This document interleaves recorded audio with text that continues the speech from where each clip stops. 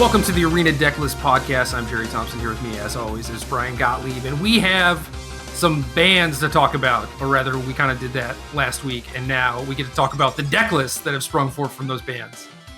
Yeah, this is a interesting time. Usually we do a bigger picture, like deck dump show after we face some bands, because there's a lot of new stuff to parse through, a lot of new stuff to see how it's shaping the format. But this time, I think the effects are a little bit more subtle. It's not like there were huge sweeping changes or a dramatic card like Stoneforge Mystic or Jace the Mind Sculptor to really set the formats on their ears. So instead, we did it a little bit more focused this time. Yeah, so there were small changes to Pioneer and Modern, which are what we're going to be talking about. Pioneer was Oath of Nissa is unbanned.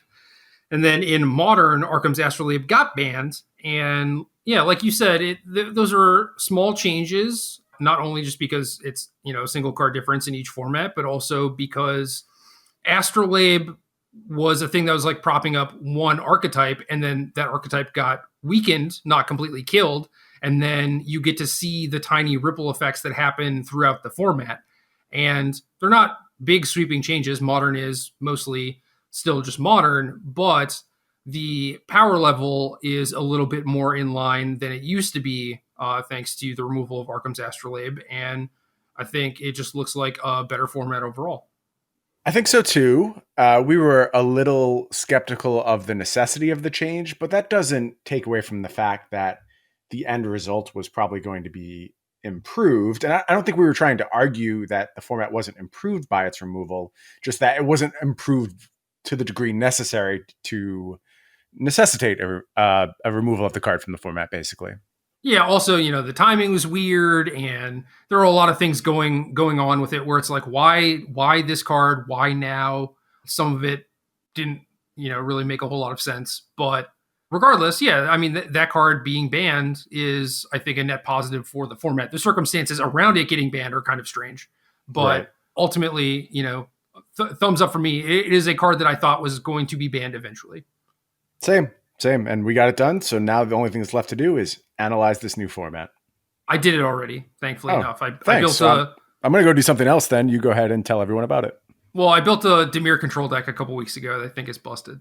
Yeah, okay. I really like your deck. It should be no surprise because it's a low win condition control deck. Yeah. And does a lot of the things I love to do in Magic. There is a bit of a sticking point, though, and maybe I have this completely wrong. And a lot of what I saw in these deck lists point to me possibly having this wrong, but also provided some more backup for this theory. And it's a really interesting point of almost equilibrium we're trying to reach. Veil of Summer strikes me as the best card available in Modern at this point, or at least the most capable of shaping a format in a certain direction.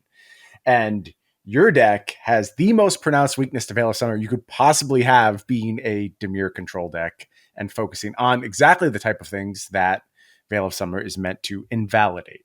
What do you say to that? It's fine. It's fine. You don't care about it. It's just, so I agree with you that as far as raw efficiency goes and things that are able to set up basically like these game-winning exchanges, right? Think about where like I invest 3 mana into my Liliana of the Veil or whatever, you Cryptic Command it, and I Veil of Summer, right? It's like that's like a back-breaking exchange, especially for a deck like the Dimir control deck that I had, where you're already kind of light on answers to permanents in general, right? Like your biggest defensive tool is a thing that says counter target spell. So yeah, that should be in theory kind of backbreaking, but for a deck like that, and also a lot of the blue decks that exist now that have Uro or Stoneforge Mystic or whatever, I think they are better at dealing with like a resolved permanent or opponent getting a 2-for-1 than you think. It just depends on like how early it happens and what tools are at your disposal. Okay. Does that make sense? Like if you play like Ren and 6 and I play Archmage's Charm and you Veil of Summer it, it's like, okay, I'm very far behind. The game is very early. I'm not set up to deal with this. I will probably lose. But if this exchange is happening like when you have access to more mana or whatever, I think it's pretty easy to just like take your lumps, let your opponent get a couple cards up on you because you're recouping that card advantage in other ways. Right. I mean, this speaks to the exactly the type of Veil of Summer decks I think we should be seeing more of. Decks that can punish early in the game. Yes. Stuff like I hate every time I say these words. I get bitten by it, and we've done it many times on this show. But stuff like Jund Niv starts Magus to look Elemental. promising. No, I'm not going to say that. I have that out of my system. stuff like Jund looks promising to me right now. Yeah, where you can force those type of exchanges. Dude, Pro Tour London, I got bit by that too. Don't do it. Yeah, I know. We've both done it a few times now. But again, all the hallmarks are there, and it's really interesting to see the adoption of Veil of Summer be split. When I looked through these deck lists, there were some decks that you could tell they were built in a way that they were meant to maximize Veil of Summer, and they saw it as a key card in the format. And then there's some deck choices that just say, okay, well, this is a really effective choice against Veil of Summer. And I don't know if that was the primary motivation, but it's certainly some upside. And then you see some decks that have access to the card and are just like, nah, not really interested. Well, it's funny, right? Because Modern, during a very large portion, maybe a span of like 2 years or whatever, like the narrative was play the deck that people aren't sideboarding hate for. It's like, oh, well, if people have like cut their graveyard hate, then play Dredge, or if they've cut their Stony Silences, then you play Affinity or something. And Veil of Summer is as powerful as those cards, right? And if you are thinking about like playing Jund or some slow, mopey control deck, and everyone has 4 Veil of Summers, that's probably a bad idea. You might be good in game 1, but you're going to get way worse off post board. And I think there are some decks that mitigate that. And obviously, like Veil is beatable and Rest in Peace was beatable and stuff like that. So it's not like, you're straight up losing or whatever, but you're definitely operating at a deficit. But I don't know. One of the things that you could do, for example, is like play a blue deck that closes the game with something like Scape Shift. So your opponent forces through a threat or gets a few cards up on you, and you just find a way to end the game. And I think that's one way to do it. The discard decks don't have it so easy. I think that if you're playing Thoughtseize into a bunch of people playing Veil, that's probably just a bad idea. You can do similar things where it's like, okay, you have Veil of Summer, but I'm going to play a bunch of Tarmogoyfs and Death Shadows and just kill you, and your Veil's not going to matter. But I think those games are more rare. Okay. Are there any specific decks from the past few weeks that you really want to hit on as we do this discussion? I know I pulled a few. What caught your eye as you were breaking down this format? I know we just had a big PTQ, which had some pretty noteworthy results. Yeah, well, so first let me say that I agree with you that Veil is busted and a very good sideboard card, and people should be playing more of them. Okay. I didn't want to like anti-poo-poo Veil of Summer, like, oh, my mono counterspell control deck beats Veil. Like, that's not the point I was trying to make. Just that it's not game over necessarily. But yes, people should be playing more of them. Yeah, PTQ was won by Eldrazi Tron. So if you've been paying attention to the format, you know that this is probably the winningest deck on Magic Online, at least at the moment. And to me, it's always funny when this deck is doing well because it's the baseline for fair. It's like when Jund was the best deck, basically. It kind of reminds me of that. Yeah, that's a good way of looking at it. And there's actually a lot of similarities between the deck. You play to like points of parity a lot. You find yourself in like hellbent situations, which is weird with a deck like Eldrazi Tron. You'd assume if you play your spells, you have just won, but it doesn't work that way, in part because you're forced into many mulligans with the deck. Right. That's just what you sign up for. So a lot of times you're just waiting on resources to arrive.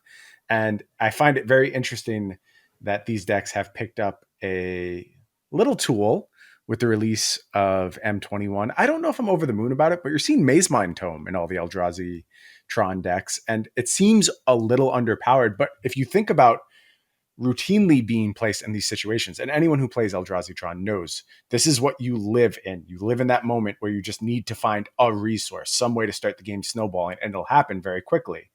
But it's tough to cross that bridge sometimes, and it seems like the tool they're using right now is Mazemind Tome. What do you think about that pickup? So I look at it like, how do you ideally want the games to play out? It's like, sure, maybe you Tron them on turn 3 or turn 4. Maybe you expedition map into an Eldrazi Temple and play a Thought Knot Seer and play Chalice of the Void on 1, stuff like that. And it's really hard for me to come up with a scenario where I'm just like, yes, Maze Mind Tome on turn 2 or whatever. Like, that's what I want to be doing. And those scenarios where I'm happy about it is basically like 0.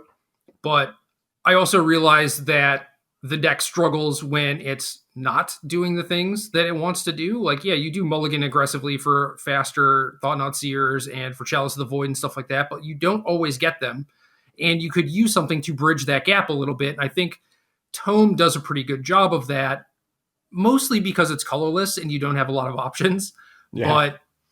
But yeah, you get the early scrying, and then, like you said, the deck goes hellbent pretty quickly, and you are trading resources for the most part, and then you'll draw like a big walking ballista or a planeswalker that, like, you know, gets you another card, and then you kind of like snowball from there. But yeah, a lot of the time is you end up hellbent. You trade a bunch of resources, you end up positive on that exchange. Maybe you have like a Chalice in play, locking out some of their stuff, which is going to help you going longer too. But like, you do need something, and people were playing like Seagate Wreckage to map 4, which I don't really like because it's, you know, mana intensive and you have to be hellbent and not just like flooded, right? Yep.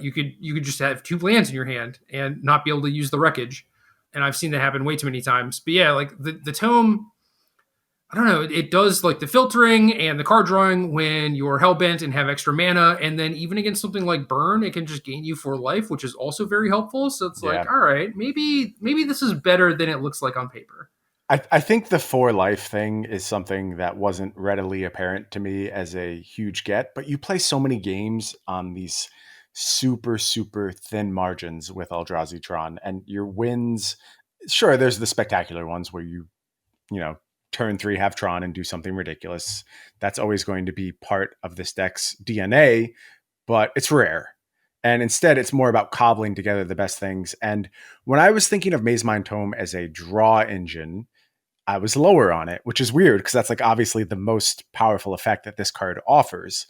But when I started thinking about it as a scry bot that's going to possibly get me a card here or there, Yeah. and in some situations get me 4 life, then I got a lot higher on Maze Mind Tome. And the fact that it's just having an impact immediately on your first draw step, going 2 cards deeper for that first post Maze Mind Tome draw step, that's a big difference for a deck like this that is super reliant on just having something. It needs to get something.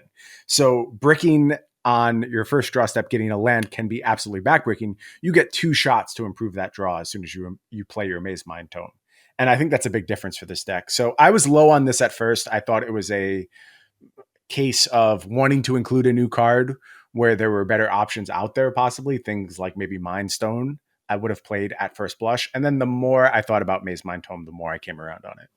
Yeah. And like information travels in weird ways, right? Where someone 5-0'd with 3 Maze Mind Tomes in their deck list, and it could be that the next 100 people all just copied that person. But realistically, at some point, people would have started dropping them from the deck list if they were actually really bad. Right. And I think that is the case. Like, you know, people have they saw it once and they saw it be successful once, and then that kind of flipped the switch in their brain to turning this, you know, in their mind they thought it was unplayable. Now it's like, oh, it's a consideration. I'll try this deck list. And if you had a bad experience, you would just cut them, right? And people have not had that sort of experience. And then there are also all the decks we talked about that are weak to Veil of Summer, like the discard decks and the control decks. And Tome being this thing that could just draw you a bunch of cards over the course of the game certainly helps in those matchups too. Yeah, I think this is just a good fit for this deck, and I'm not surprised to see Eldrazi Tron get some success. I think we know how this deck goes. It will crush an unprepared metagame, and then as people start contemplating Eldrazi Tron, it usually fades to the background pretty quickly. So Yeah. I'm not going to declare this the best deck in Modern or anything like that, but I think it was an excellent choice for this PTQ, and probably an excellent choice for a few more weeks going forward until people appropriately adapt. It's the best deck right now. And it also makes me happy in that it's a fairly good villain to have because it is relatively fair. Like we said, you know, you have the Tron things, you have Eldrazi temples, you have these things that can create very snowbally situations early, but at the end of the day, like, this is basically Jund, and it is very fair, and you can beat it if you actually want to. So Yeah. that's a good villain. I also appreciate the good games with and against Eldrazi Tron are actually a lot of fun. There's a ton of blowout games, don't get me wrong. And anytime the Tron lands are involved, people have a little bit of salt built up. But I've played a lot of interesting games on both sides Same. with Eldrazi Tron involved. So I do like seeing this being a big part of the format. Yeah, PTQ was won by the Tunneling Cat, by the way. And then second place, Hey Pharaoh, Azorius, Stoneblade with Shark Typhoon. No more Spell Quellers. It's Shark Typhoon all the way down in Modern. Yeah. So when Ikoria came out, I wrote a few articles about the impact of the set on older formats. Now, obviously, at that time, companions completely powered up. So that dominated the bulk of my discourse on the set.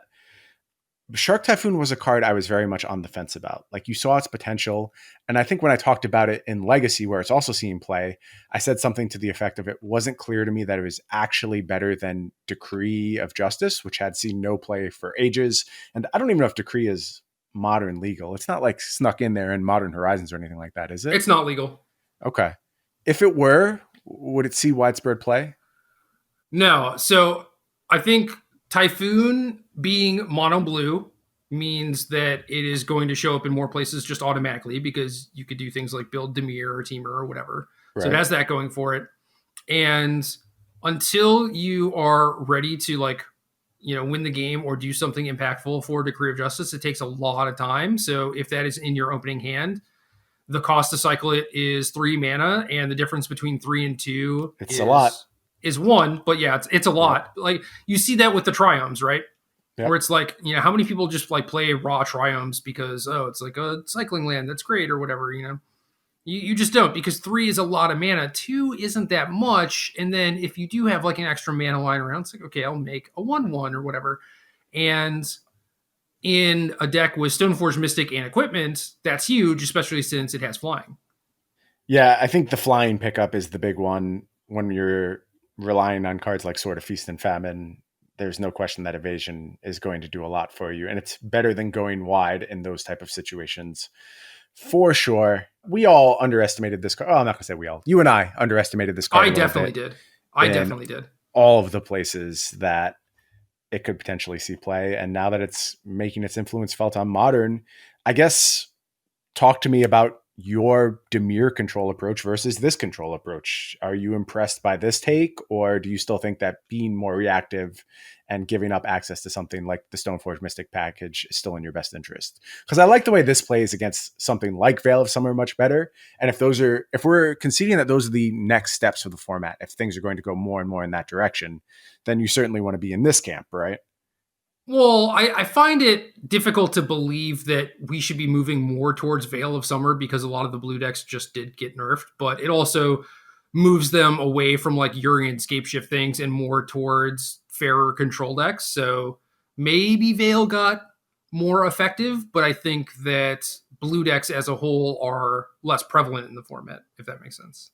Should they be, though? I mean, if you talk to people going into the last announcement, I mean, we discussed this. There were basically 3 prongs you could have went with if you wanted to nerf control decks. And it's not 100% clear that in the moment, Arkham's Astrolabe was the best way to weaken control decks. Sure. It was the best card to get rid of, but both Uro and Mystic Sanctuary had claims to being the reason why control was still successful. And Mystic Sanctuary is still around right now.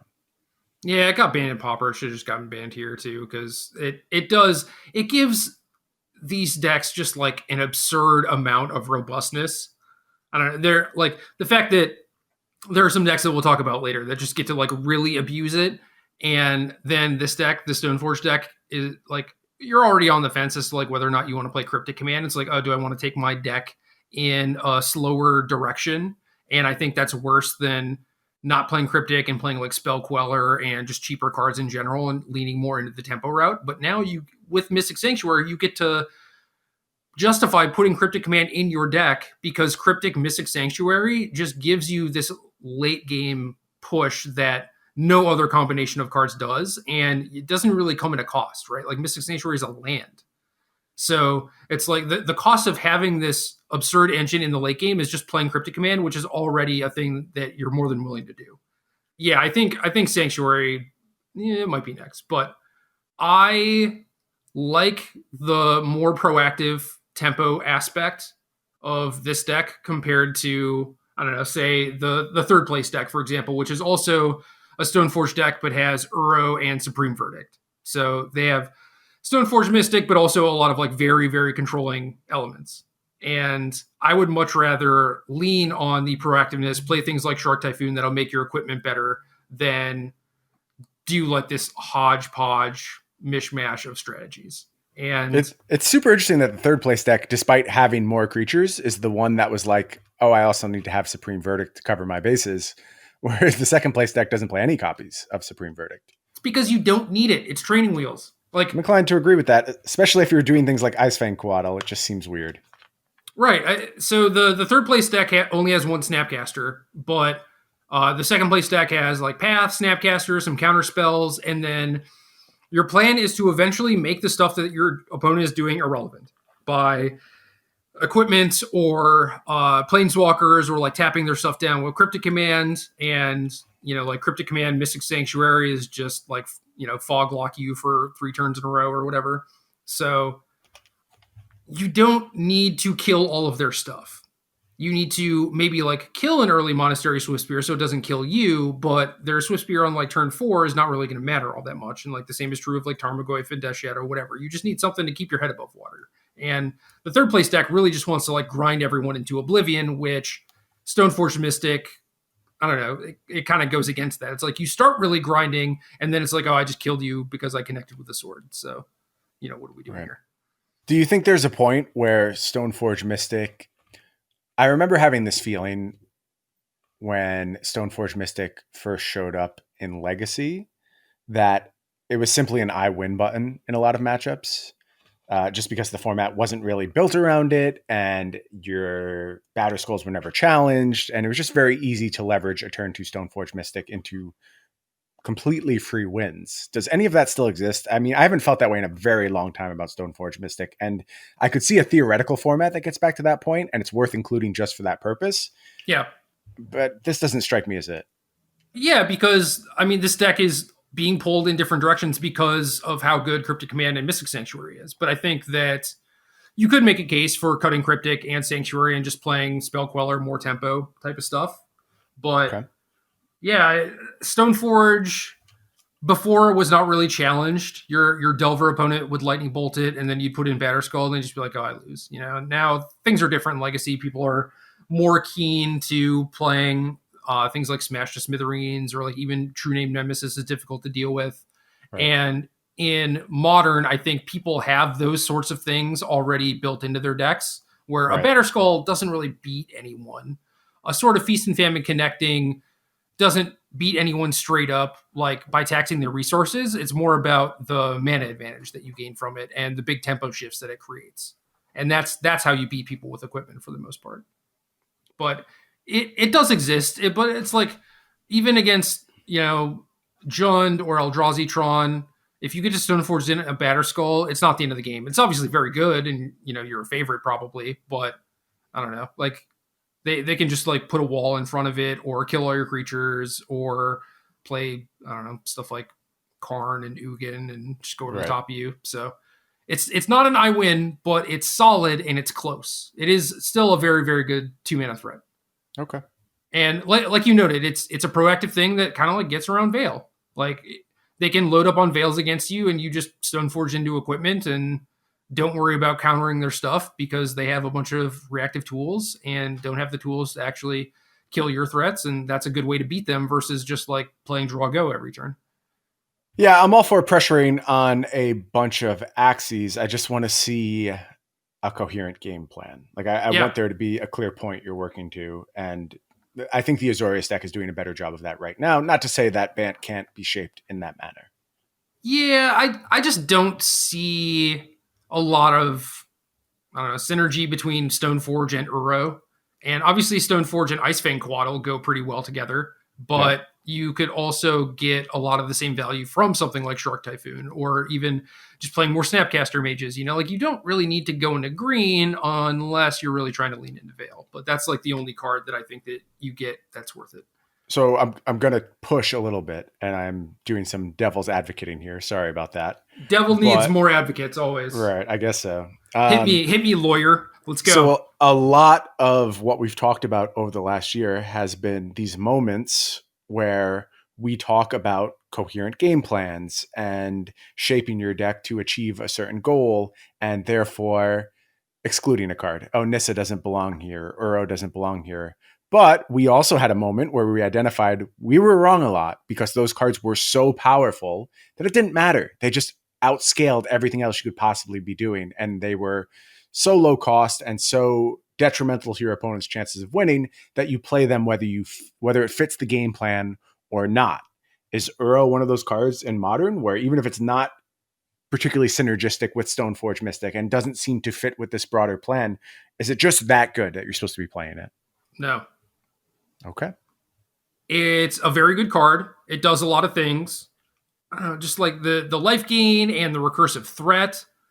And it's fairly low opportunity cost. But I think that it's so anti-synergetic with things like Stoneforge Mystic and I don't know, to a lesser extent, like the cryptic commands. Like this deck, despite being the more controlling list, only has 2 cryptics and 1 mystic sanctuary, for example. Mm-hmm. But they have like an extra, planeswalker. So they're leaning a little bit more into the tap outness. But I don't know, even if I was playing Stoneforge and I decided that I wanted to have Icefang Coatl and Veil of Summer, I don't think that I would include Uro. And I would think that I would just find ways to lean more on the Stoneforge plan rather than just put like a random couple of Uros in my deck. It just makes more sense to me. Interesting. I'm mostly on board, but I wanted to bring up that point because if we're going to evolve past the mistakes we made over the last year, I think it's important to acknowledge how we were making them. And this felt like one of those potential situations. So like I was talking about with the second place deck, I would much rather be in the tempo game plan and lean into the power of Stoneforge Mystic.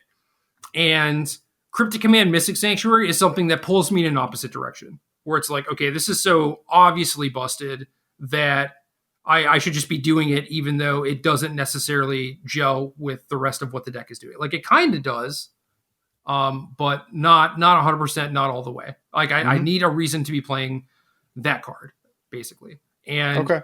I don't think Uro does enough of that because like are you lacking in life gain? Are you lacking in card advantage? Do you really need the ramp? Like I don't think Uro really checks any of the boxes. I think that Uro makes archetypes that lean into that more viable, where you get to do like Cryptic Command, Mystic Sanctuary stuff, Supreme Verdict. Maybe you're killing with Scapeshift, maybe you're not. Maybe you're doing Urian stuff, maybe you're not. And like Uro is that good. It's so powerful that it can like prop up an entire archetype by itself. But it doesn't mean that you should just like put it in, I don't know, like Death Shadow or whatever. I mean, obviously the life gain makes it pretty bad in Death Shadow, but you know what I mean. Right. Not a one size fits all. Yes. Yeah, I think there's a higher, like a lot of that conversation was predicated around standard. And it doesn't track exactly the same way to Modern, although there's been some moments where, look at Oko. The cards were that good that basically you put it in everything. That card was that good though, and it did everything. It was a threat, a defensive tool, life gain. It just turned off so many like good artifacts. It did everything. It was a blue card. You pitch it to force negation, like everything. Very few things that card was bad at. I agree with you, but we're going to keep checking in on this question. I think it's going to be one of our like points of priority throughout the next year, just to make sure we're not making those same mistakes again. But I'm comfortable with the answer you arrived at. Yeah, it's good. And I don't know. I agree that I have definitely bitten that on a few different times, where I'm just like, no, it doesn't make sense in the game plan. And eventually I end up like coming around to it or just realizing like that you can play cards that are not part of your game plan just because they are so good. And I agree that for the most part that stays true in standard, but Modern is such a vast card pool.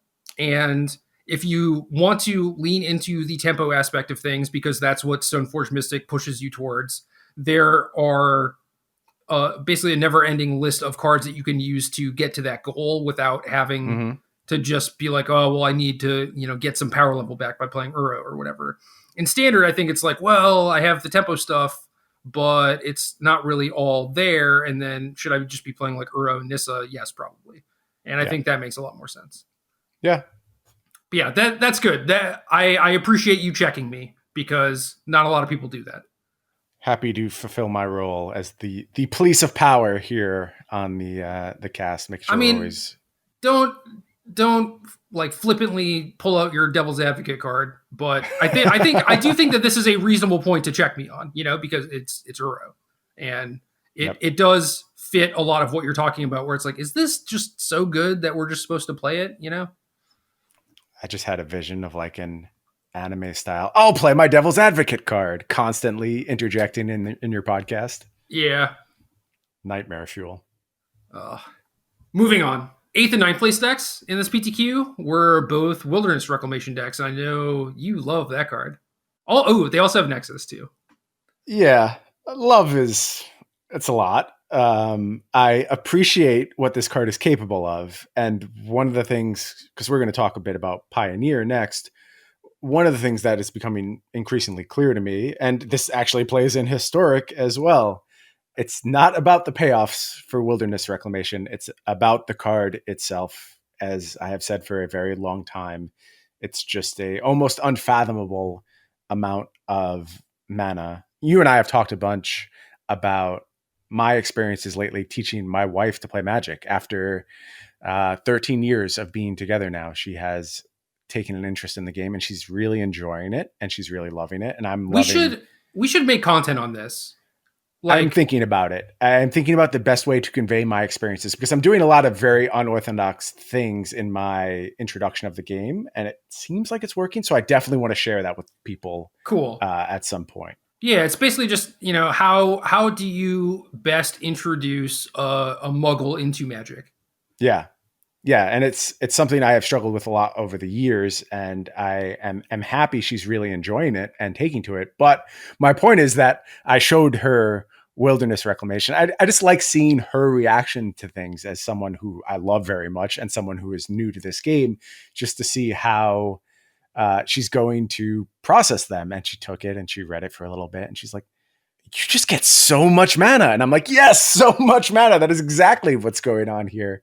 And it's nice to see these decks finally finding a way to leverage this card. I think these decks are very good. They had a moment in Modern going back, 3 or 4 months ago, where it seemed like they might be the next big thing, and then they faded away a little bit. But I have no question that at some point Wilderness Reclamation is a key card in the format. Not only a card in the format, but a key card in the format, because every single instant that gets printed will make this card better and better, and you get the extremely powerful Cryptic Command, Mystic Sanctuary. And if you just stop looking at how many control decks are out there, how many tempo decks are out there, and instead ask the question, how many Cryptic Command plus Mystic Sanctuary decks are out there?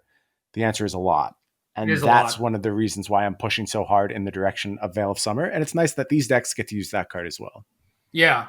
Yeah. I love that Janelle comes in with fresh eyes and is just like, you get so much mana. And then me being entrenched, and I'm just like, you read the card and it's like, well, this doesn't go into any obvious archetype. Therefore, it doesn't seem very good to me or whatever. Like, I can't think of an immediate payoff for this, or, well, these cards deal with it or whatever. She's just like, oh, get so much mana. And then it's just blue sky, right? It's like, how do I abuse this the best way possible? And I think a lot of people had that reaction in Modern, where it's like things like Nexus of Fate or Factor Fiction were already marked off as like being too slow or not efficient enough. Like, you'd rather play Jace instead of Factor Fiction or whatever.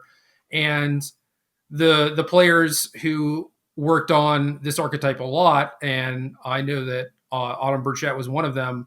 All right. It's just like, they're not hindered by those constraints, really. It's like, yeah, this card does something really sweet. How can we make it as powerful as possible? And I think that these decks are going in the right direction. And just think about this, right? Like, Cryptic Command is a very, very good Magic card right now because of Mystic Sanctuary. And if you get to go Wilderness Reclamation into Cryptic Command, the next turn you have access to, 10 mana or more then what can you do with that? You can find something to do to make it Yes. really powerful. Yeah, I mean, basically, if like you're willing to play Cryptic Command and there's not a lot of ways, if people are playing like Days or whatever, then this card is going to be good. You are going to play against opponents who have basically no resistance to it. And if you're willing to play your fourth land and say go Cryptic Open, you should be willing to play fourth land, play Reclamation, and have Cryptic Open. Yeah, there's just so many powerful paths you can go down once you have Reclamation on board, and it's not that hard to do setup on it. And it's one of the benefits of, as the Reclamation player, of Modern being a very linear format, is just like people mostly aren't going to interact with what you're doing. And now you are both interactive and you have this super powerful endgame that can outscale everything. It's a really powerful place to be. What do you think about, like, it obviously took a tremendous amount of subsidization for cards like Cryptic Command to come back into the Modern fray and for counter magic to matter in Modern again. Do you think overall, though, it's a net positive to have these cards be a factor again? Or are we starting to tread a little bit too far in that direction where people will be turned off of this format? Because we have to remember that Modern built its success on being something very different. It built Yeah, its success from being a place where this stuff did not work. You just couldn't do it. And a lot of people love that. And us as entrenched players, we get excited when you tell us there's a format we can play Cryptic Command. Like, we want to be doing that. But Cryptic Command is hated by a huge, huge rightfully so. percentage. Yeah, it's just like a very oppressive card to play against. And anyone who lived through Lorwyn Standard knows what this card did and how hard it made the game sometimes. And people don't always want that. So what's your read on kind of the health and state of Modern with all of this going on? Is it a net positive to have some of this back in the game, or is it just too much right now? It's hard to tell without live gatherings, obviously, but Yeah. I think that most people's reaction is like, "Oh, cool! Like, look at this new deck," and then they play against it the first time, and it's like, "Well, that kind of sucked," and then the second time is just super miserable, and Mm-hmm. it kind of like builds from there. So this is the type of thing that is cool in small doses, and I think the Astrolabe ban served to weaken that stuff a little bit, but it just meant that instead of playing like Yuri and Scapeshift, people are now incentivized to look for other Cryptic Command Mystic Sanctuary homes, and this is one of them. And if it remains a staple of the format, I don't think people are going to be very happy about it, at least if they're trying to play the format multiple times. Like you play against it once, it might be okay or whatever, but that's probably about it. But thankfully, I mean, there are decks like Humans that I think are good and are not very widely played at the moment that do stand up to these decks pretty well. And Veil of Summer is still pretty good at fighting this sort of deck because it really wants to use Cryptic to like buy time and build to its end game and remand to that end too. And if you are able to stick threats through Veil of Summer and stuff, like maybe you can just pressure them. And like that's what this deck doesn't want to play against. It doesn't want to get pressured. Very true. It's so interesting you mention Humans as a next step for pressuring these type of decks, because there was one more deck I wanted to talk about if you're ready to move on to this last entrant. It is another Mystic Sanctuary deck, but this is probably the hardest Mystic Sanctuary deck I've seen thus far, leaning super, super hard on Mystic Sanctuary plus Terminus, 4 copies of Terminus in the deck, abusing that synergy, and then 4 copies of Frantic Inventory. And this is a list. This is not from the PTQ. This is from the 5.0 list. It's from Eclipse 4343. And if you go to the July 22nd Modern lists, you'll find this. But it's just a intense focus on maximizing the Mystic Sanctuary engine with something like Terminus. There's a Deprive in the deck. And then Frantic Inventory can go nuts in some situations with that card. What do you think about this particular build? And it shows that like there's evolution left for these archetypes too, and they can Right. adjust to the people pressuring them. Yeah, I talked a little bit in my Demir article about Demir versus Azorius, and I laid out the reasons why I thought Demir was better, but Mystic Sanctuary definitely makes Terminus a lot more palatable. Hmm. This deck isn't really like leaning into it super hard. It's like, they're not like thought scouring themselves or anything, which I would want to be doing. But certainly when you're going super hard on Mystic Sanctuary, having a very clean, powerful draw engine, like, Frantic Inventory for 3, for example. Like, imagine this deck has 4 Mystic Sanctuaries and a bunch of fetch lands, right? It's like they're going to be drawing 3 cards basically every turn. Yeah. And that's something that's just lights out. And then obviously, if you ever get a Terminus in your graveyard, every fetch land is just a new Terminus. They even have things like Teferi, Master of Time, to potentially like spike the Terminus on opponents' turns and stuff like that. So yeah, this is one of those decks where it's like playing against normal blue white control can get kind of frustrating, but Mystic Sanctuary just makes it, I don't know, it just dials it up a whole lot, because it's like, all right, I faded the first Terminus, I got through that. They got like the 2-for-1 or 3-for-1, but like now I'm going to try and rebuild. And this deck is just like, no, I'm just going to Terminus you like every turn. Like, what are you doing? The game is just over at that point. Yeah, it really takes it to another level. I think this is all pointing us in directions about like macro choices and the type of ways we need to look to evolve our deck choices and deck building. And if you allow this Mystic Sanctuary engine to go unchecked, it's going to be problematic for you. I don't think you're supposed to go like surgical extraction type routes against these decks, but you got to do something, and you have to attack them on the axis they care about. And this is becoming their core axis. So we need to think more about how we're adapting to a Mystic Sanctuary world. And I just haven't seen enough of it yet, which is why we see so many of these decks scattered throughout these 5.0 lists, throughout this PTQ. They're just everywhere right now. Yeah, one of the things that I liked leading on was very low opportunity cost graveyard hate, stuff like Nile Spellbomb, where you can interact with their graveyard and take away like their sanctuary targets and weaken their frantic inventories and stuff, but it's not costing you a card, it's just costing you mana. And I don't know, there are things like Scavenging Ooze that do something similar, but like Ooze is a card that I would normally just side out against Azorius Control because it's just a Grizzly Bear for the most part. Right. But yeah, there are things like that. And then Cling to Dust. Do you have any Cling to Dust in your list? I had 2 in my Dimir deck. That was like another thing that I thought allowed me to break the mirror. And then there are things like the random Death Shadow decks that have copies of Cling to Dust in them. So like, yeah, that's another good option. Yeah. And yeah, I like that card a lot. If you're doing something like Jund, one of the things that I was able to do somewhat frequently, because opponents would be kind of careless, they'd like try and tap your team and like bounce their Sanctuary, and you could just trophy the Sanctuary. So like that shuts off their engine and stops the Cryptic Command for that turn. So like there are ways that you can interact with it that are low opportunity cost. And I think doing things like, oh, well, they're playing 4 Sanctuaries, I have to side in my Leyline of the Voids or whatever. It's like, that's just going to let you lose to their Planeswalkers. It's like they utilize their graveyard in a very powerful way, but they're not leaning on it at all. So you just have to find a way to work around that. Yeah, you want to find incidental pressure for graveyards, but it is enough to push me off of things like, say, Dredge for the moment. Anything that's hard focused on the graveyard, I think you're going to catch some maybe misplaced splash damage if you're trying to use an archetype like that right now.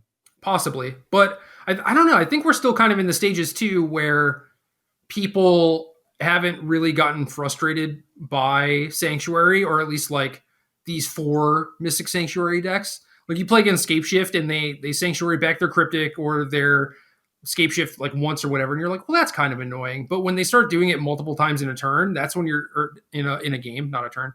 That's when you're like, oh, this is a problem. I need to board in Graveyard Hate or whatever. I don't think we've really gotten to that point.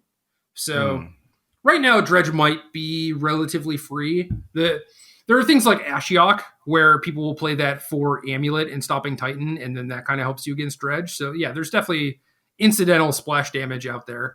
But also, yeah, Dredge doesn't really seem like it's super great against like Cryptic Command locks, as long as the blue deck is able to do something else with its mana. Yeah, I will tell you, it's very hard to estimate like the pulse of the community in the absence of like the SCG series, like being just out there around everyone all the time. Right. It really drove a lot of both like my narratives, but also narratives for the entirety of the community. Like it gave us all something to focus on and I guess just like a media point to say, oh, this is what's going on.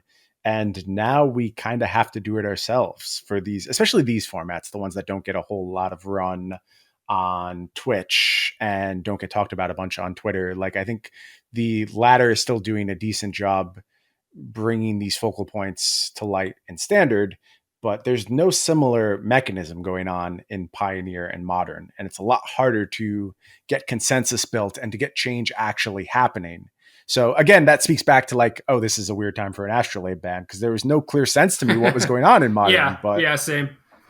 Yeah, normally after Modern opens, like I could watch the tournament, get reports from the commentators as far as what the top players thought the format was going to look like, why they chose what they did, how people were feeling, going into the top 8 as far as like what the format looked like, what the commentators were burned out on. Like Cedric Yep. and P. Sully were very good at creating that narrative. And it's just like, oh, look, another Hydroid crisis or whatever, and it's like that just became a meme like by the end of the broadcast.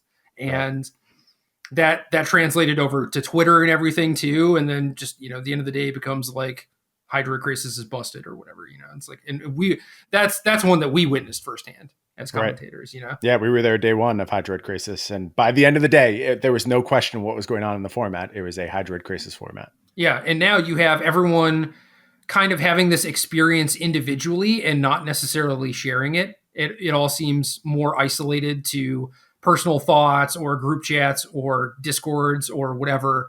And that sort of stuff is not really getting proliferated out to the masses, which I guess slows the format's development down. Right. It's interesting. It's like, it's not bad. It's just a new way of doing things. And it certainly has changed the way that like I am able to make content. I think like maybe a net negative on my level of assessing the format, not being able to be there week in and a week out, but it's just different. It's something to adapt to. And I mean, just like everything in our world right now, we're all adapting to very different circumstances, and Magic is certainly not immune to that. Yeah. So it might take some time before Modern actually shifts in everything, and someone might figure it out on their own. Like someone's got to be the first to be like, okay, this is the way to actually beat up on these Sanctuary decks without costing myself a whole lot in deck building or whatever. And maybe that person does well and their deck list gets published, and it kind of happens like Maze Mind Tome, where it's like, all right, people copy it and try it and find out that it works and stuff like that. I mean, it's probably going to be a little bit more nuanced than that, where it's like, did you know that those Nihil Spellbombs in the sideboard were supposed to be for this Azorius Terminus matchup or whatever, So it could take a lot longer than if we had this discourse just more public facing and with more people. Right. But yeah, I don't know, man. My conclusion after seeing that PTQ and everything was like, this looks like a Modern format I like. It seems like the macro archetypes are all very well represented. It seems balanced, and it seems like the matchups have a fair amount of interaction to them too. Yeah, I liked the format before the ban. So I mean, it was mostly the same, except the blue decks were sort of homogenized into Uro Astrolabe versus the different forms of blue decks that we're seeing now. Yeah, I don't know if that's going to be a long-term net positive. I guess we'll see. But yeah, I have nothing but positive things to say about Modern. It is a format I'm pretty happy playing at the moment, which is nice to have somewhere to go to get away from Standard. Yeah, and that might turn into Historic for me in the next couple of weeks, but we'll see.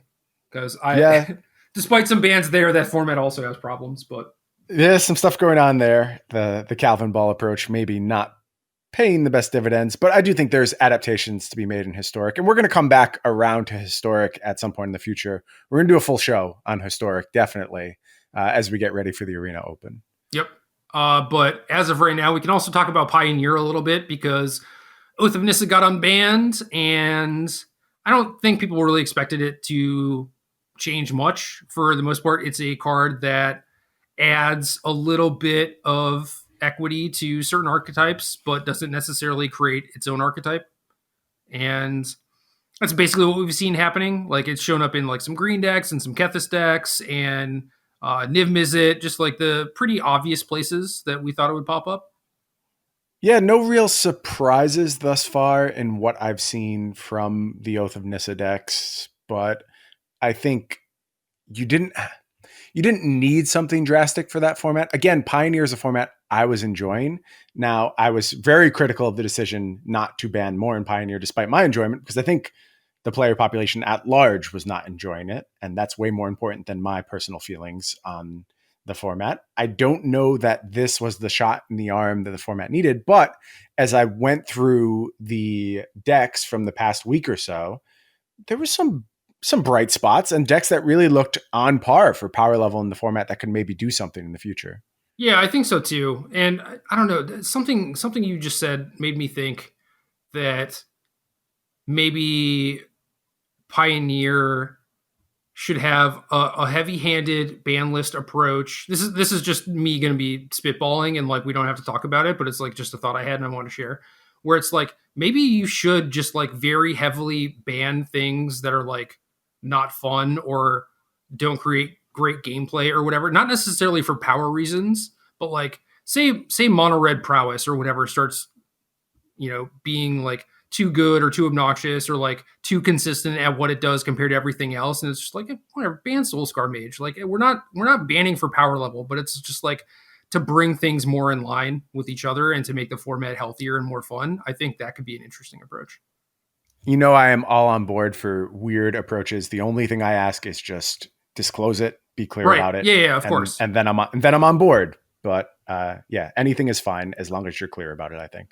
Yeah, just the thing that strikes me about Pioneer is like this was not curated to be a format, like this. Right. There's no purposeful thought around these cards. They just got mushed together. Yeah, and at no point was someone testing like Origins plus, I don't know, RTR standard and like how those cards interact or whatever. Like those were not meant to be decks or necessarily be played in the same format because, something like Modern has a wider card pool and those things would likely not be powerful enough to actually exist in the format. But like now it's like you have some things that are very obvious problems or at least like pain points in the format where it's like, yeah, it would just be kind of better if this was not here, like Yeah.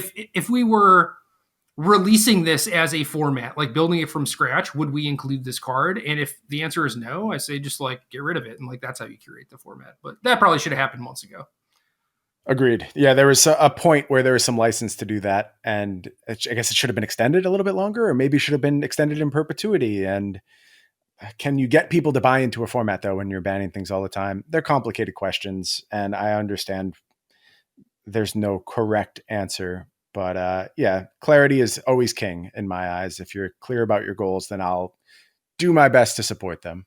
Yeah, I think we're too far past that. But like, say these were the sets that were in FFL or whatever, and one of the cards is just like, this is like kind of annoying for various reasons, and for whatever reason, it's like things like Soulscar Mage, again, completely hypothetical card, not like a real example of a card that I think should be banned or whatever. But like, say that is causing problems, and that was like in the new set or whatever, like you would just cut it or change it or make it serve some other purpose, right? And for whatever reason, new formats like Pioneer, it's like, well, that card just exists and it's like part of the format, like it just becomes untouchable because it's innocuous, and I don't think that's right. I agree with you. Yeah. Anyway, neither here nor there. Anyway, good player 95 5-0'd with Wilderness Reclamation, and at this point, I'm kind of towing the line between like I am sick of this shit and also, man, these decks look sweet, and I guess I'm just a Reclamation player in every format. But this is one of the ones that looks actually like kind of in line and kind of sweet.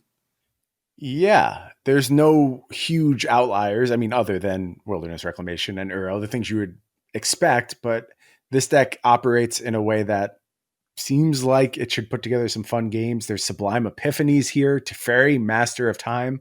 So really highlighting some new cards with this deck.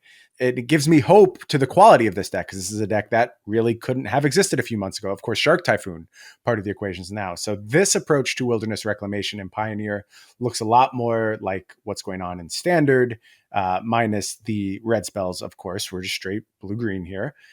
In most instances, we're rooting against Wilderness Reclamation, right? Because it's so infested in Standard and it's starting to creep in. But where the villains are Lotus Breach and Inverter of Truth, this one's okay.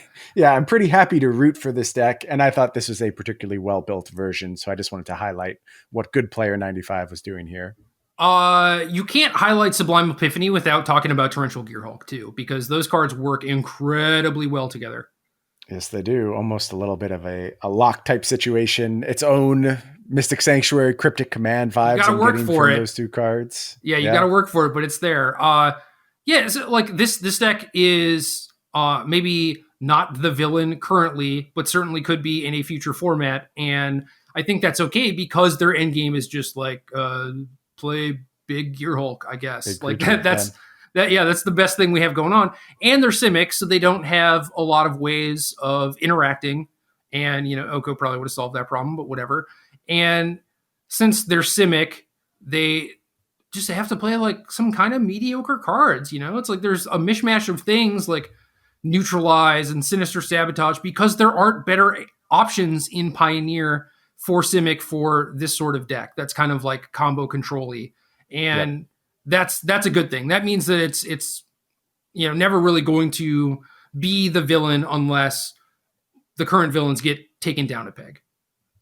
Yeah, you could see a lot of ways to play at this deck. Just like pure aggression is a very good one, but also like disruptive aggression should be something that really pressures this deck. Something like mono black. I can't see this deck having a great mono black matchup. Doesn't seem like it. You just can't answer anything, and you get disrupted just enough to keep you off pace. Again, you're asking Uro to carry a lot of the load, and that's a powerful card, so maybe it can. But I have a feeling you're a dog there. I haven't played with this list, so maybe I'm proven wrong, but I don't think so here. Just not a lot of interactive spells to lean on.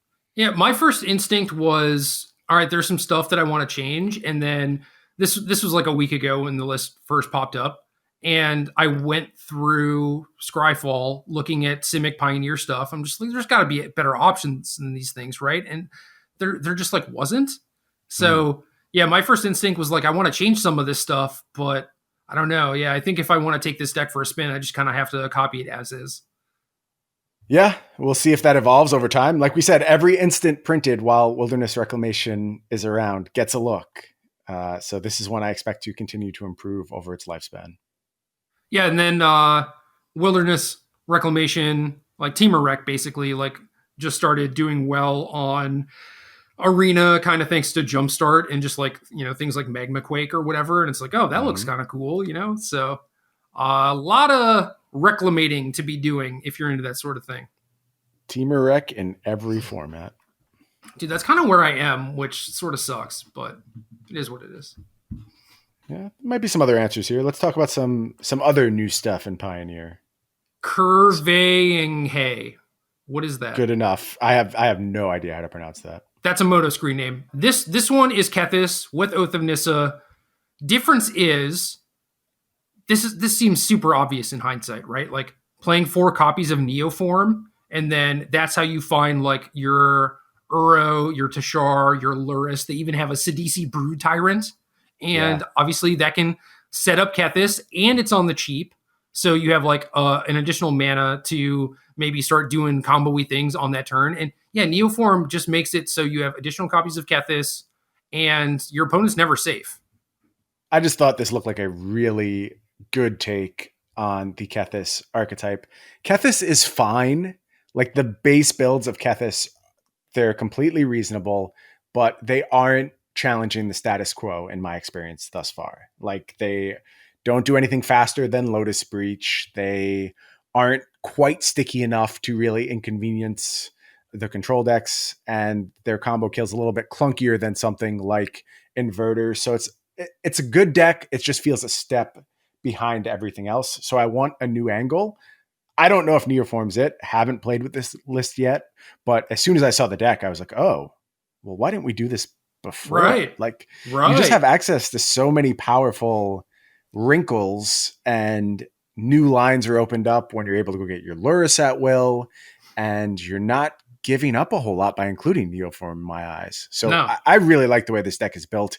I don't know that it moves like the clock forward enough to make this deck any better. Where it's getting better is in spots where you're being challenged by like middle of the road decks or a deck that is trying to outrace you. I think you'll mostly find the answers now. It's just those really hard polls are still going to present a problem for this deck, and you've got to figure out those answers. But you go to the sideboard, and this is actually maybe the highest selling point of Neoform, because if you find a creature that answers those problems, you're good. You can go find it reliably. And I don't know if this incredibly bizarre list of creatures that are in the sideboard are the answers, but there's a lot of stuff here that I'd have to think about. Like, oh, did we actually just solve what we've been struggling with? There's a Dranith Magistrate, an Erebos God of the Dead, Karvek the Spiteful, Kalidas, Camball, Lavinia, Tomic. So you can do basically anything. You can go get whatever legendary creature you need to get for the situation,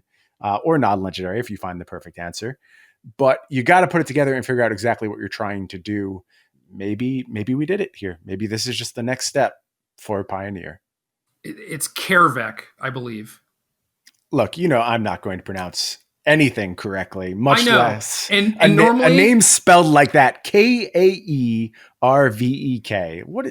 That's so nonsense. normally I wouldn't correct you, especially in this case, because I don't think you're ever going to say Karvek on the podcast again. However, Karvek's Torch, Karvek's Spite, Karvek is like an iconic Magic character who is like snuck into a lot of names of cards that are also kind of iconic if you're, if you've been playing the game for 25 years. So. Right. And I have been pronouncing it wrong for 25 years. And it's really hard to get away from that, because like when I first saw this name, I was obviously just a young child playing with no one but my brother, and no one would have ever corrected me.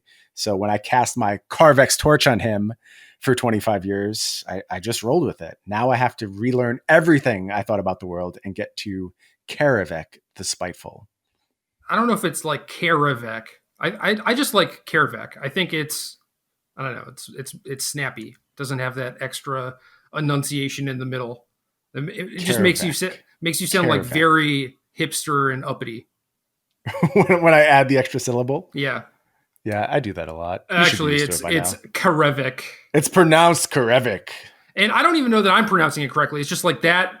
I feel the same way as you, where it's like, oh, this is like this really weird name, and I say it one way, or I speak it that way in my head. But then you like go to tournaments and you have people like casting Karvek Spite against you, and that's how they say it. And then just at some point, like that becomes the consensus to me, is like, well, 80% of people say it this way, so it must be what it is. It's like Garrick versus Garuk or whatever. Right. Also, there's the scenario where both are correct, right? There are regional dialects, and like the way we pronounce things changes based on where you are. So I don't know. Maybe we're both right.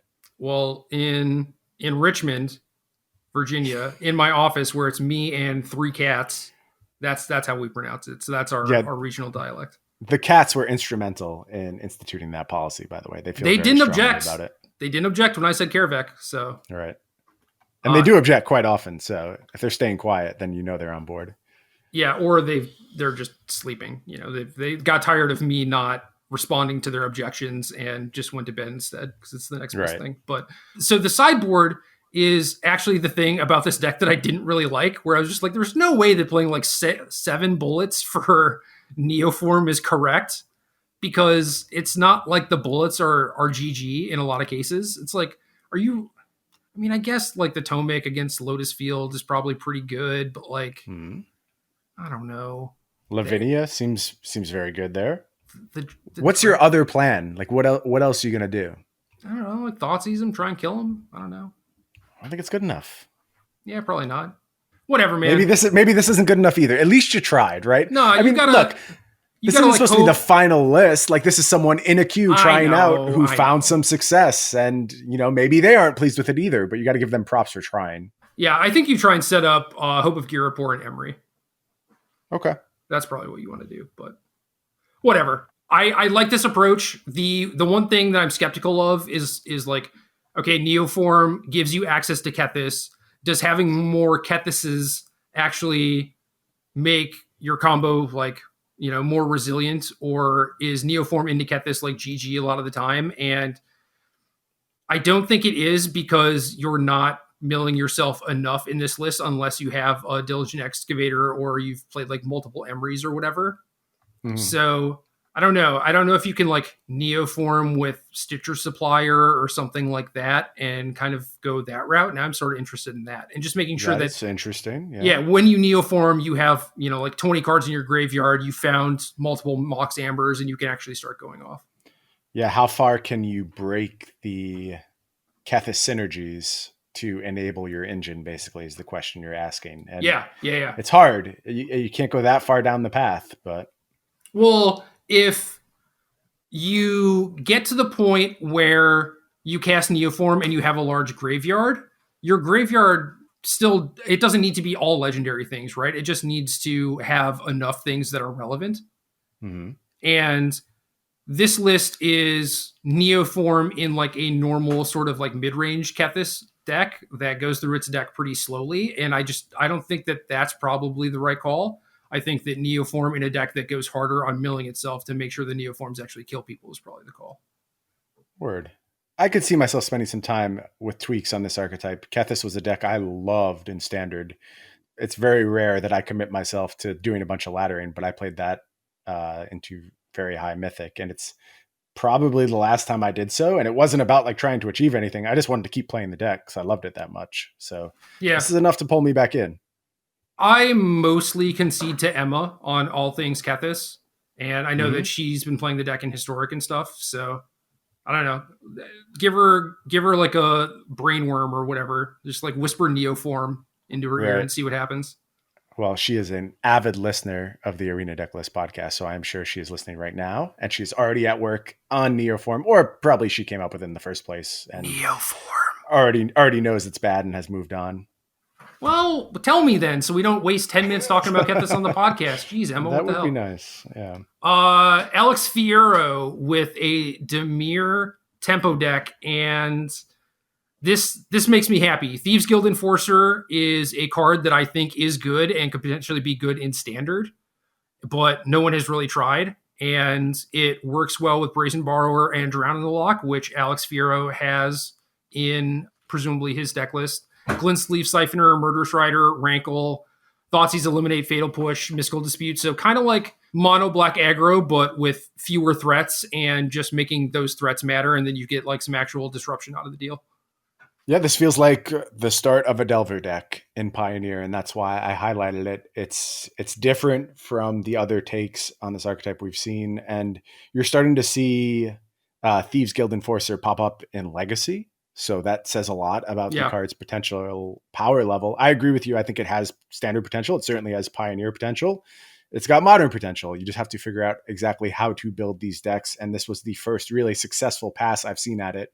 So I wanted to highlight it and just point out there is format churn happening. There is potential for change still in Pioneer. So if you were frustrated by the state of the metagame prior to unbans, I mean, this didn't have anything to do with unbans. This is just a deck that's out there and people are working on, and I think shows a bit of potential. So it's got a new-ish card in Thieves Guild Enforcer. Thieves Guild Enforcer. That's Eliminate too. Eliminate's a big pickup for every black deck in That's Pioneer. true. Like that's an important card. Yeah, I think it's possible to like try and build this deck, and if you didn't have Eliminate, you'd be like, do I play Downfall? Okay. Right. Like you already have 4 Murderous Riders, but it's like, maybe this deck isn't as good or as efficient as I want it to be, therefore I just won't play with it right now. But now you're like pretty happy with your finished product after you stop brewing and you just run it through a queue and get the 5-0. That's pretty nice. Yeah, I see a lot of potential in this archetype, and I hope it continues to develop. Yeah, there's a lot I don't like about this specific list, but again, it's similar to the Simic Reclamation thing in Pioneer, where I could just go through Scryfall and just be like, oh, there are no other good options for this deck. Right. So, yeah, I just look at like Siphoner with like no Aether Hub and Rankle in this deck that like doesn't have a lot of sacrificial fodder or whatever. It's like, is this actually the best we can be doing? And yeah, the answer is probably yes. I've been burned enough on that. Siphoner was the one that really got me to raise my eyebrows, and I was surprised to see it included. There must be some other way to do like the Dark Confidant thing in the 2 drop slot. Painseer? Is that a real card? It's a real card, but it's not good. I mean, it's in one of the Theros sets. It's in Journey or something. Journey or Born. Yeah, we won't solve this problem live on the air. And like you said, it could already be solved. Maybe there's just nothing better, and I don't want to sound like I've got it all figured out here. But I mean, Springleaf Drum is the combo with Painseer, and there's not a whole lot to be doing with Springleaf Drum other than Painseer in a deck like this. But I don't know, maybe you could find something to do with it. we've unlocked a rabbit hole that we don't have to go down. Just highlighting and showing some nice deck building starting going on Yes. with this archetype. And then finally, Swarm of Bloodflies, Golgari, Oath of Nissa Traverse. These cards work pretty well together. And it's interesting to me because normally these decks are just like, you're just pigeonholed in Uro, right? But this one is just straight Golgari with some Nissa, Vastwood Seers, Tireless Trackers, Murderous Riders, some Hangerback Walkers, love it. A couple Elder Gargaroths, Liliana Waker of the Dead. Like, got some weird cards in here. Yeah, really weird cards. And that's why I wanted to highlight this list. And I worked my way through them, and I wasn't quite on board with everything. I mean, the cards in this deck seem very expensive. It seems challenging to really put up much of a fight against pure combo. But in terms of like a late game mid range approach, starts to look pretty good. And we know Emrakul has potential in the format. It's certainly very powerful. One thing I will note is that Jabberwocky 5-0'd a Pioneer League with Sultai, Traverse, and had the Emrakul in the sideboard. So that's where he feels the format is currently. Yeah, I understand why. You think about how linear it's been and how quickly games end in Pioneer. You can make that argument. You know, I wrote an article this week about the Rakdos Pyromancer deck in Pioneer, which is a deck I read it this morning. Really liked. Yeah, so my big contention there is that like baseline power of that deck is very, very high, and it's very good. Just like I would say the same thing of this deck. Very powerful cards here. But my argument is that it was allocating its power in an improper way and trying to do things that the format didn't really ask of it. It had the ability to go really long, but it was trying to do so without being hyper disruptive. And you just can't play that style of Magic. So I wanted to propose new paths to take that deck down. Yeah. And I think maybe this deck could benefit from some of the same focusing, where this looks like a really powerful deck. And if you get your matchups, I think you're going to be in a good spot. But I am worried that a lot of what's here doesn't necessarily line up all that well with what's going on with the rest of the format. Yeah, and I really liked when Luris came out and Felix Liu started messing around with Delirium decks that had that card. And he was just doing things like Grimflayer, and then there were some other lists that were showing up with like Gnarlwood Dryad and stuff like that. And Luris just pushes you in a more aggressive direction because of the limit on CMC that you can play. And now that Luris got nerfed, those decks don't really exist anymore, which is understandable. But I still think a lot of the lessons from that could be taken away, where it's like, maybe you should just be focused on, you know, thought seizing people and then beating them down with Grimflayer rather than trying to play this super long Uro Emrakul endgame. I think so. I think closing speed is very important in Pioneer right now because there is a lot of ability to just win games out of nowhere. Number one, like there are cards that you play them, and no matter what has happened up until that point, you now win. And then two, there's just really, really quick goldfishes as well. So you're incentivized to be like, here's my piece of disruption, and now I need to kill you on turn 4, despite playing that piece of disruption. Because if I don't, you're going to get me on turn 5. No question. Elder Gargaroth is interesting too, because that card is showing up in a decent amount of formats as green Baneslayer of sorts, and has been doing a pretty good job of it. And I think the printing of Eliminate has made it more interesting, where people are more likely to play that than something like Murderous Rider, where before Murderous Rider was kind of like the go-to. So now it's slightly more likely that your Gargaroth actually sticks against, you know, like Mono Black or something. So that's another card that you could look at as far as trying to break paradigms in various matchups. Yeah, a very quick clock for sure. So you just establish control, get your Gargaroth on the battlefield, and the game is over very quickly after that. Well, you just use it as a defensive tool too. Like I liked using Ishkanah for that, but it was more of like a stopgap than anything. You know, it's like they have to commit some cards to kill it. Like you get to do a bunch of like double and triple blocking to kill their bigger stuff, but it's mostly just a stopgap. Like eventually they'll be through it, and Gargaroth is just a thing that they might not be able to remove at all, and then you just win. So sure, yeah, it's interesting. Maybe like don't even mess around with Delirium anymore. I was already kind of like cutting Traverse. I just, you know, the main point of playing Traverse was that so you could play one Emrakul, right? And you get like a little bit of versatility in the tutor targets, but I don't think the tutor targets are that impactful, especially if Emrakul is not where you want to be. And then, yeah, you just cut traverse, play Gargaroth instead of Ishkanah, and you just play sort of mopey, like Golgari mid-range, like rock type of stuff. And that might be good enough right now. We'll see. We'll see. Like I said, enjoying the Pioneer format right now. I know there's a lot of disappointment amongst folks for the non-ban scenario, but look, it's not my job to sell you on a format. I just think that the play is better than has been advertised up till this point, and you can still have a lot of fun with the Pioneer format if you are willing to accept those few games against Lotus Breach or Inverter where you just don't feel like you have a whole lot of control. They're unfortunate. Like you said, I think you'd be better served by just having them out of the format, but they're here. We have to live with them. Just write them off, move on, and enjoy the rest of the good games. Yep. And I think that if they did not want to get rid of Inverter and Breach after the last Pro Tour, and they didn't want to do it in this last BNR, and they keep talking about how, like, you know, the numbers don't make those decks dominant. I mean, they're probably going to be sticking around for a while. Maybe with organized play stuff sort of focusing on Historic, it might be a good time to actually try and get into that if you're looking for a Pioneer type of format. And granted, sure, Historic has a lot of problems, but like you get to play it on Arena, so it's like snappier and quicker.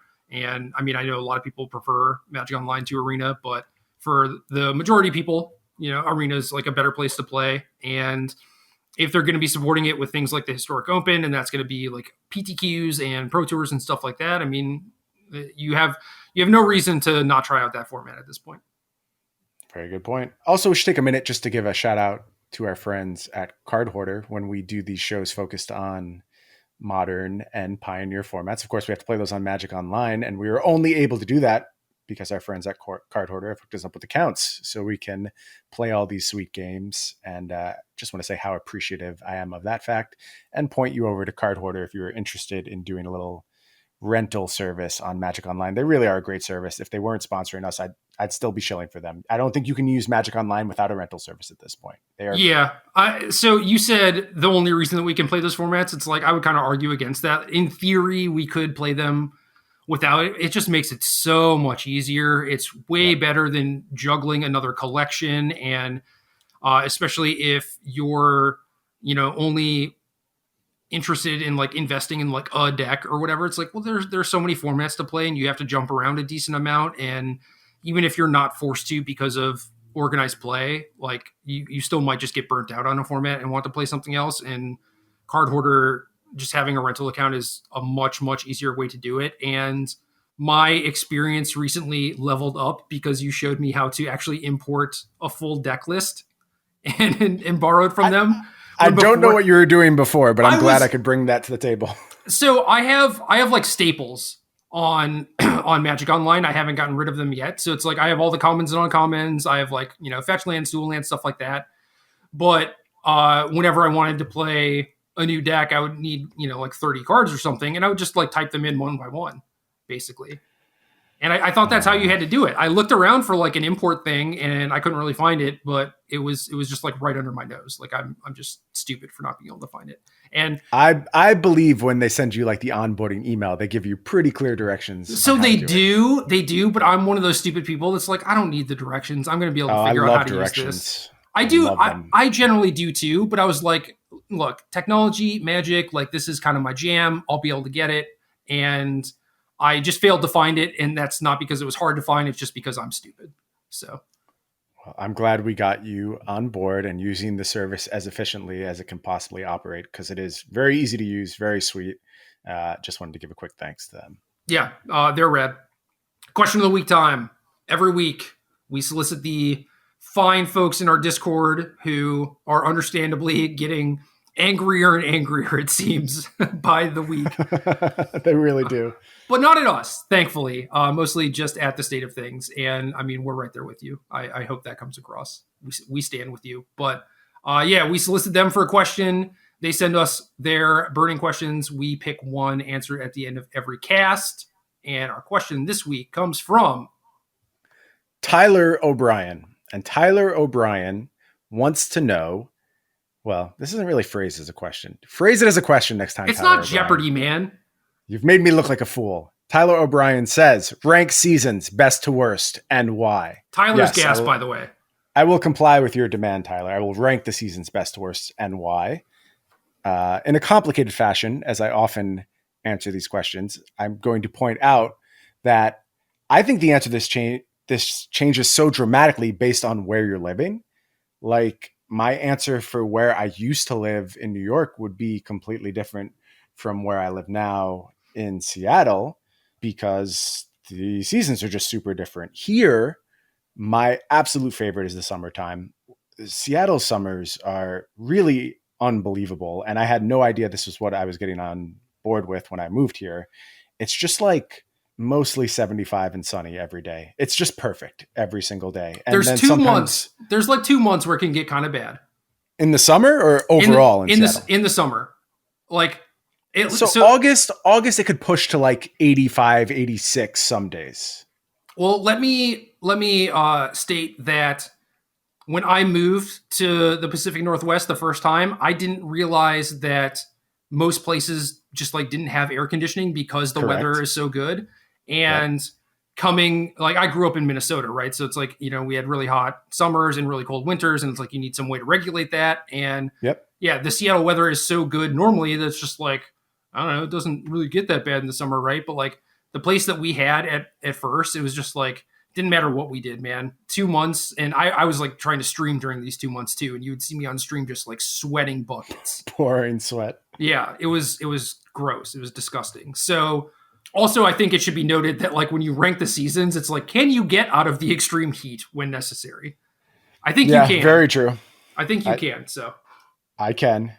Yeah, I would never put summer number one living in New York because it was just like super hot. Like you described, they're very cold winters, very hot summers, and it's like 95 and muggy half the time and super uncomfortable.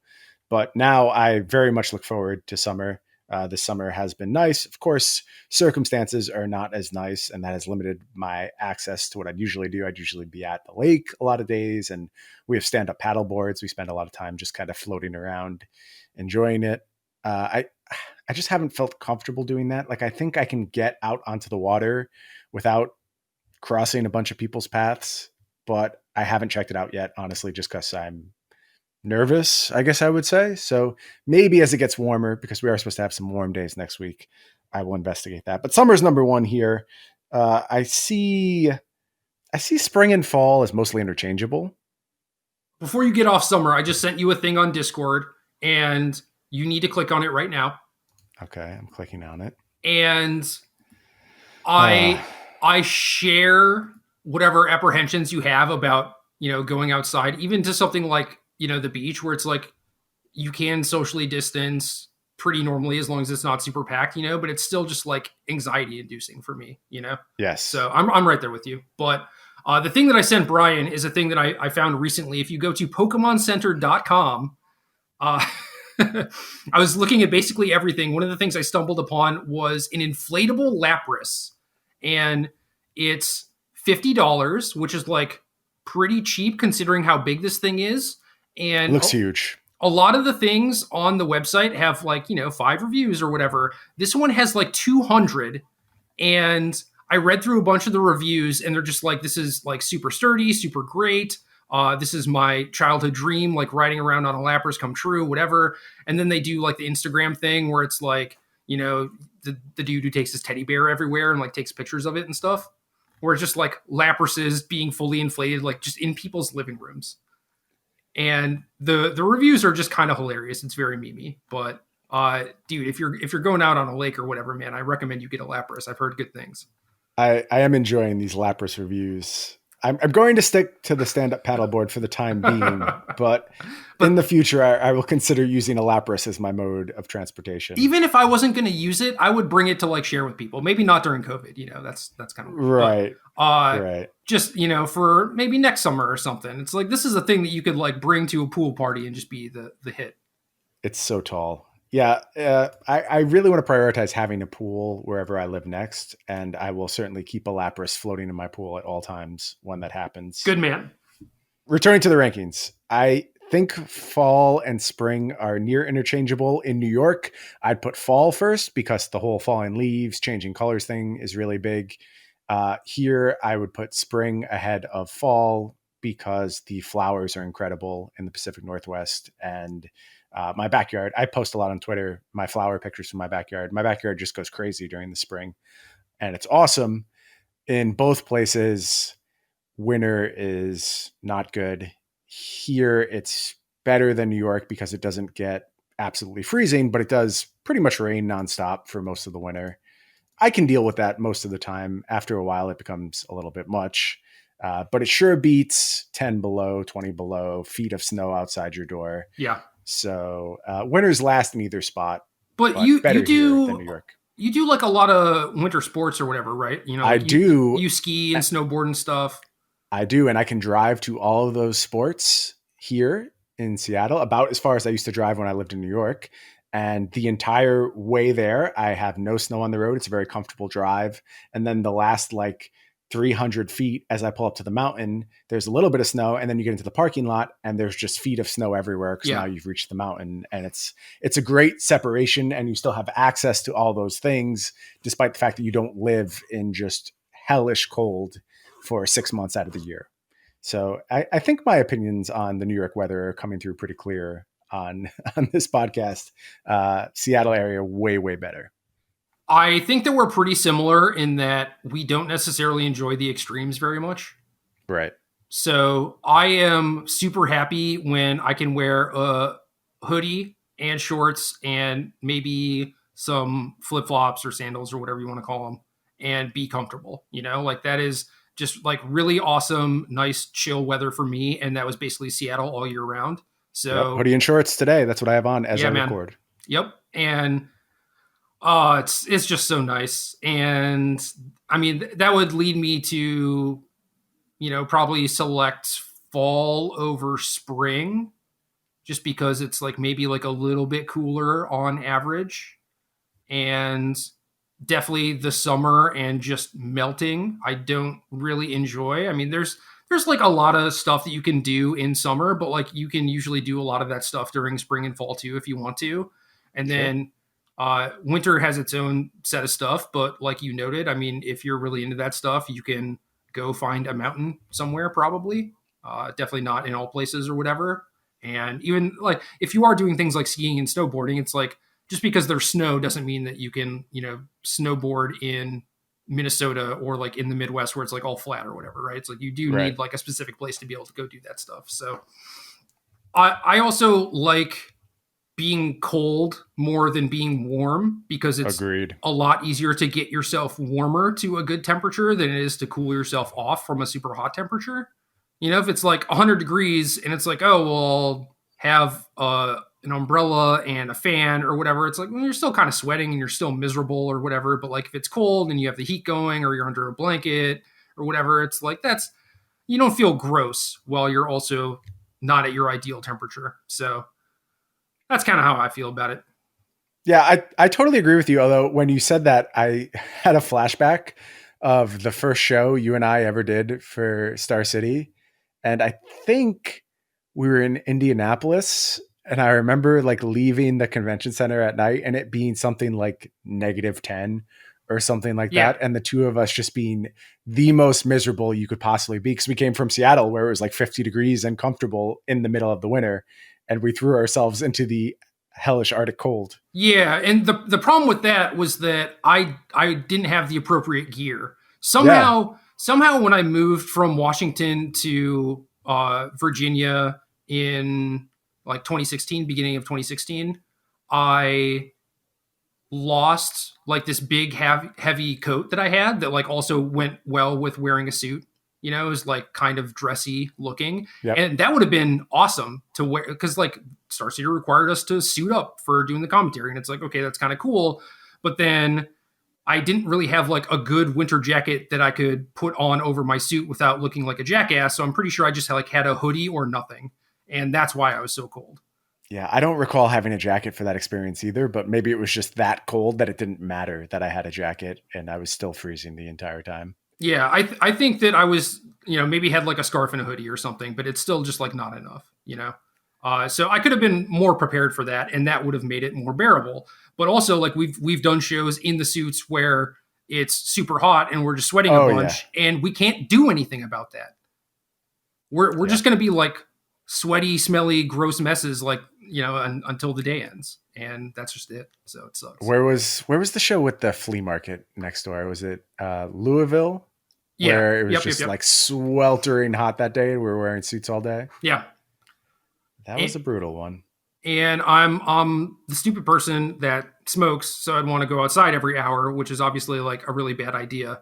If I could just like stay inside the convention center and then like hop in a cab or a Lyft or whatever to go back to the hotel and stuff, that would probably be fine. But I don't know. Indiana was also kind of weird circumstances where maybe like the show was done and we were looking for food, or it was like the hotel was 2 blocks away and it's like, oh, we can do it. And then it's just like, why are we doing this? Yeah, not good choices on our part. All right, all this outdoors talk is driving me away from this podcast and to go enjoy a nice breeze, capture the rest of my day, maybe with some Magic Online on my patio. Magic Online, not Arena, not Historic? Nah. Get your stuff figured out, Historic, then come find me.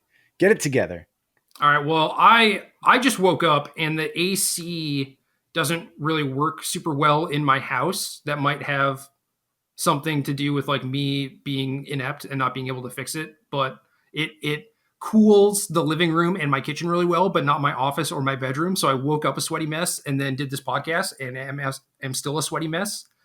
And I have to do a bunch of stuff to get ready for GoFest this weekend. So I think. All right. Well, you go in good health and capture all the Pokemon. Come back with a full report next week and enjoy the cool embrace of your living room. Bring those cats with you. Don't let them suffer in the heat. Ah, dude, they love it. They love it so much. That's kind of the problem too, is that I can't have it on too cold because then they like start getting the sniffles and I feel bad. Aw, cat sniffles. Yeah, and then they get like the little cruddies in their eye and I have to be like mama bird and like clean them up and stuff. No, you have to live in a warm apartment now. So I know. Keep those cats safe. Their comfort is the priority, not yours. I try to, and I try to snuggle the hell out of them and keep them warm. Just mama bird all the way down. Good. That's game.